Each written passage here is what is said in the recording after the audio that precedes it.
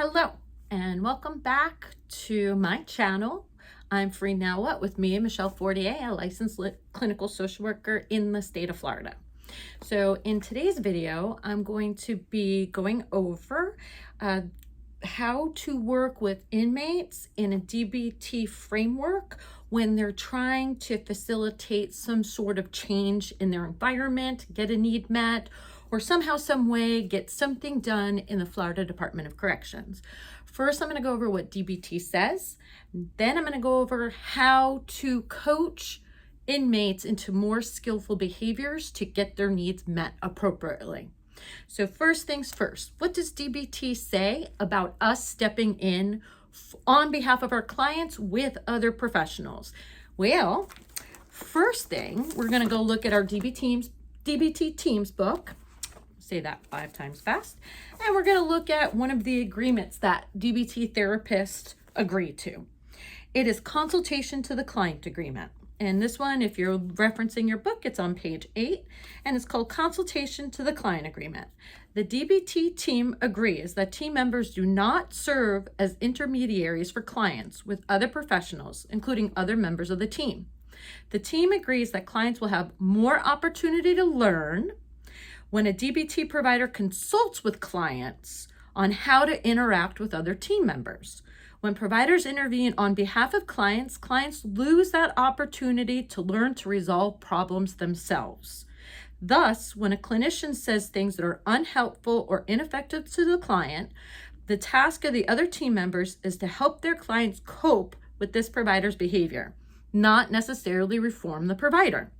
This does not mean that the team members do not conduct therapy for the therapist, plan treatment for their clients together, exchange information about the clients, including their problems with other members of the team, and discuss problems and treatment.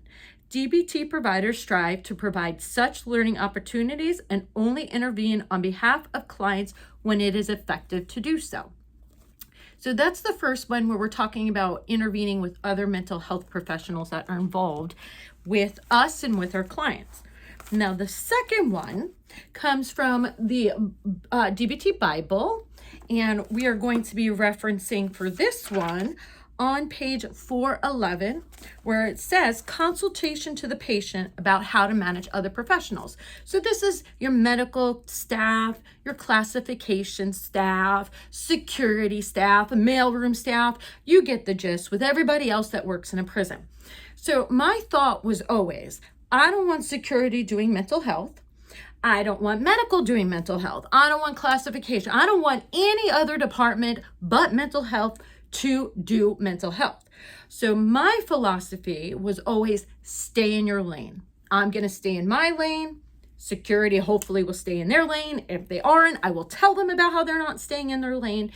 Basically, everybody needs to touch their nose and worry about themselves and don't worry about how everybody else does their job. What this means is I would prep inmates as soon as they came to our institution that mental health does not do job changes, dorm changes, does not get you out of a DR, does not handle medical issues. Mental health is for mental health, and that is all. And also not to get them out of the work camp. You go to the work camp, you go to the work camp. Not my job to figure out who goes to the work camp and who doesn't go to the work camp. That's security's job. So there is backup in this way of thinking when we look at DBT. And this is going to be starting on page 411, Consultation to the patient about how to manage other professionals. The essence of consultation to the patient is this. The role of the therapist is to consult with the patient about how to manage other people rather than to consult with others on how to manage or treat the patient.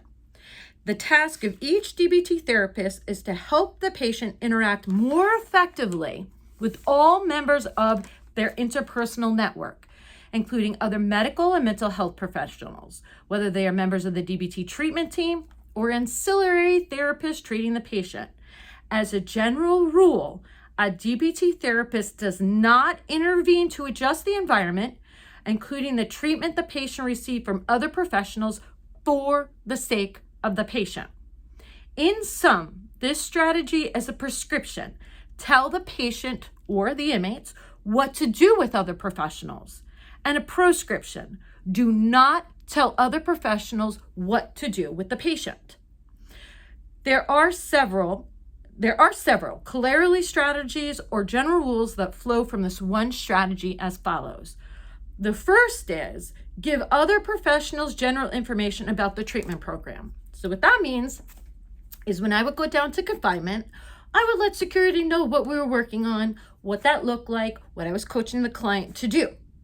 That to me set up the whole team for success. They knew what the agenda was, they knew what the intervention was, they knew why I was doing the things that I was doing. This allowed them to understand that there was a method to the madness, that there was a way that I was handling things. The second corollary in this is outside of the treatment team, do not discuss the patient or their treatment without the patient present. So what this means is I would not go around discussing what the client needs, doesn't need, unless I had either the client there. And so if this was an issue that they needed help with and I was helping them with it, I would sometimes go over to medical to coach them when talking with the medical staff. I would help them and coach them when they were talking to security staff. This way, they learned how to advocate for themselves. Once again, my philosophy in working in corrections was I wasn't just preparing them to be good inmates, I'm preparing them on how to be successful free people. We out here need to be able to learn how to navigate systems effectively, how to learn to have patience, how to learn certain types of ways of interacting with people so that way we can get our needs met effectively. Once again, my goal in corrections when working with inmates was always to prep them to be successful when they go home. And part of that is not giving them the opportunity to practice these skills on their own. My thought was that is detrimental to their long-term goal of staying free. Now, the next corollary in here, within the treatment team, share information, but keep the spirit of the strategy. So what that means is when you're doing MDST, of course, discuss what's going on with the client. However, do not problem solve for the client. You can let the other therapist know, hey, when you did confinement rounds, this person had an issue with it. Just want to let you know, he's going to be writing an inmate request on it. Please be on the lookout for that. When you're staffing with security, or any of the other people that an inmate might write to for an inmate request, it can be helpful to say to the housing sergeant, hey, inmate so-and-so, I instructed him to write you an inmate request.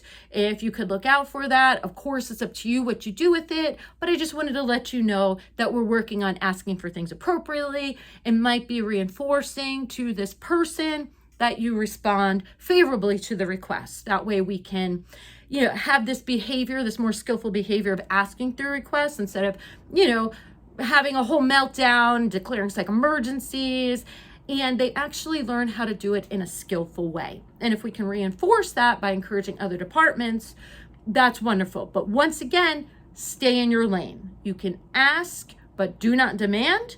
It's understood that you are not there to do housing's job. That is housing's responsibility. And that goes to number 4. Do not tell other professionals how to treat the patient. Do not go up to security and say, you need to treat inmate so-and-so this way and that way. You stay in your lane. You're going to coach your client into being skillful. You're going to teach them how to advocate for their needs in a way that is more likely to get their needs met. You're going to teach them how to read people, how to radically accept that some security is just not going to be helpful. And if you keep going to them, you're asking to keep getting denied. It doesn't make sense to do so. That's just willfulness, another skill that we're going to go over at some point. The next thing is we do not intervene, solve problems, or act for the patient with other professionals. So we are not, once again, going to go over to medical and say, well, this inmate needs this and this inmate needs that. No, that is not our job. Our job is to teach our clients how to have these skills, how to do it in a way that they're actually going to get what they need. This is extremely important if you want your clients to be successful when they leave the prison environment. The next, and this is the most important, do not defend other professionals. Don't put your 2 cents in. You can explain why certain things operate the way that they do. You can validate your inmates' thoughts and feelings on it. You can help them find the kernel of truth in security's perspective, in medical's perspective. You can help them understand where those people are coming from, but you do not defend them. It is not your job. Absolutely not your job. Your job is to help the client be able to accept the reality as it is, to not discount their reality. It is to help them see the kernel of truth in the other person's perspective and to help them walk the middle path. Now, saying all this, how do you get your clients to get their needs met? Well, the first thing is I strongly encourage all mental health professionals to familiarize themselves with the important people that inmates are going to be reaching out to. So, my experience, inmates needed help with housing, they needed help with DRs, they needed help with job changes, they needed help with, managing their classification, with good adjustment transfers, with gain time. So know who your housing sergeant is. Know who your classification officer that handles job changes is. Know who your release officer is. Know who your gang sergeant is. Know all the important key players. So that way you can, your HSA, medical, forgot to add medical. You need to know all your key players so that way you can prep your clients on how to interact with them effectively. So, in terms of inmate requests, I have had where in the past I would have inmate requests in my desk drawer. And when an inmate had an issue with housing, with, their job, when they had an issue with anyone medical or dental, I would pull out an inmate request. And this is also important. It's also really important to remember that not all inmates are literate. So doing it together can also help the inmate if he is not telling you that he's not literate. So it can be really helpful to do this together and coach them through the inmate request process. So when they do an inmate request, they are going to write specifically what they are requesting. Some inmates, they get an emotion mind and they start going on and on and on and on. Succinct, to the point. I need this change. This is the reason why. I need this to happen. This is the reason why. And it has to be legitimate things, because I want to hang out with so-and-so in K dorm. That is not legitimate. Legitimate is my custody level has gone down. I'm concerned that I'm still in this dorm with high custody inmates that have violent histories. I've seen some stabbings in this dorm. Since my custody level has gone down and my housing level has gone down, I would really like it if I could move to E-dorm. Well, E-dorm at Madison was kind of off the chain. And G-dorm. G-dorm wasn't that bad. So I would really like to go to G-dorm. This way, there's a rationale that housing can actually take into account. So you're going to be basically coaching your client into doing a really, really effective Dear Man.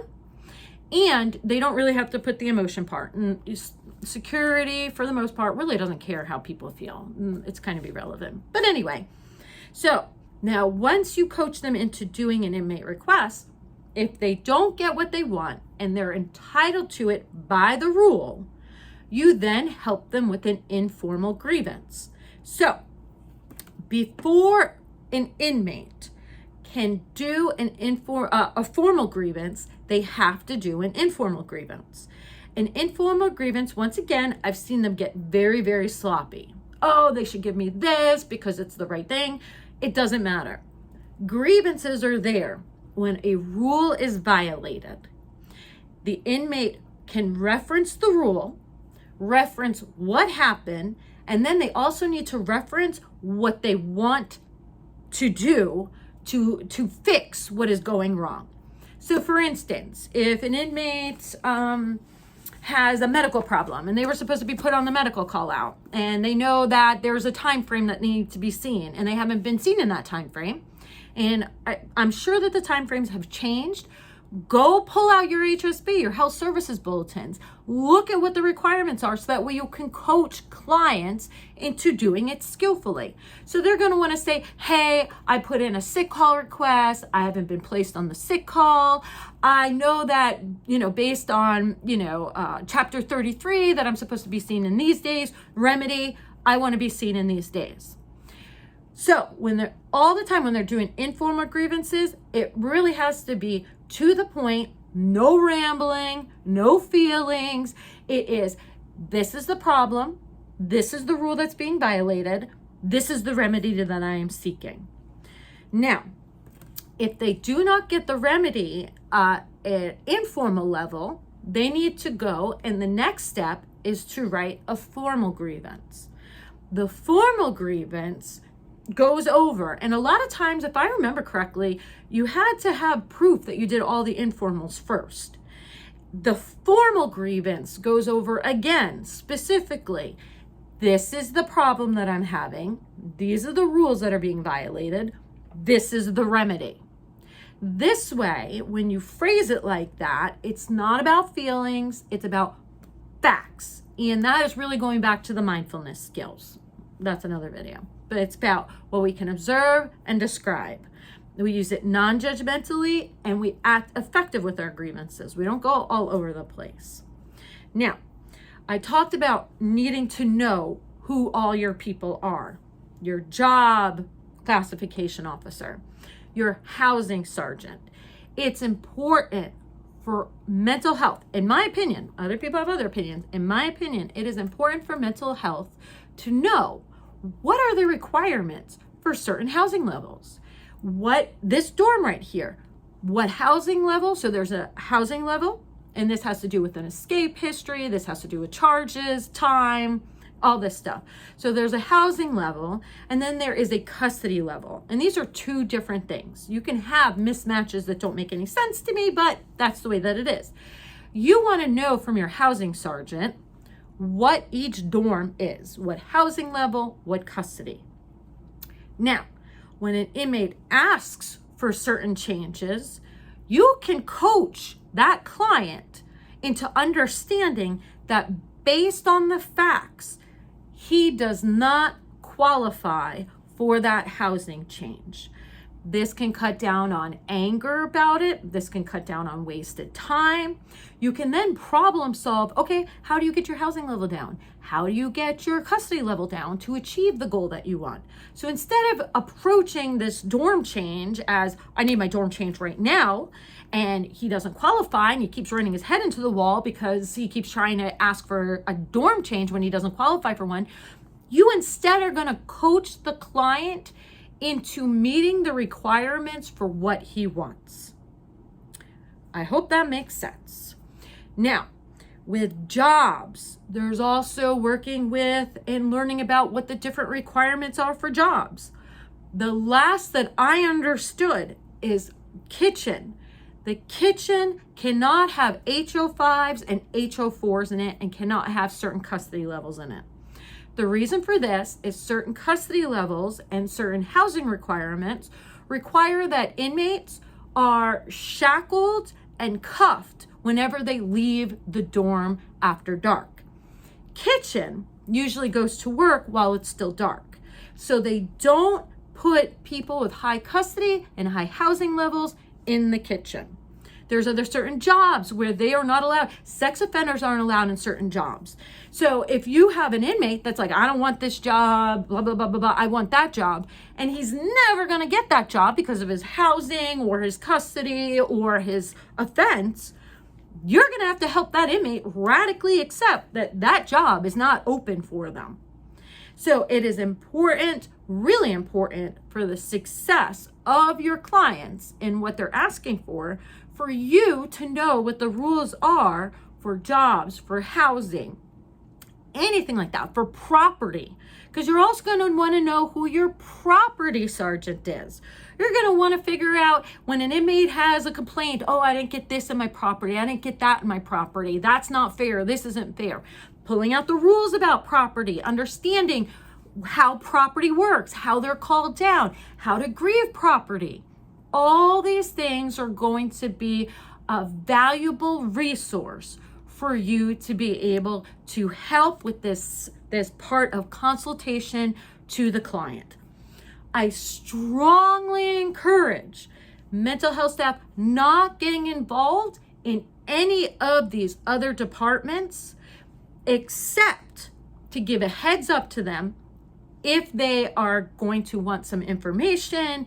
If you support the inmate in this change, you can say, hey, you know what, Officer Sergeant so-and-so, this inmate Maxwell is going to ask for a job change.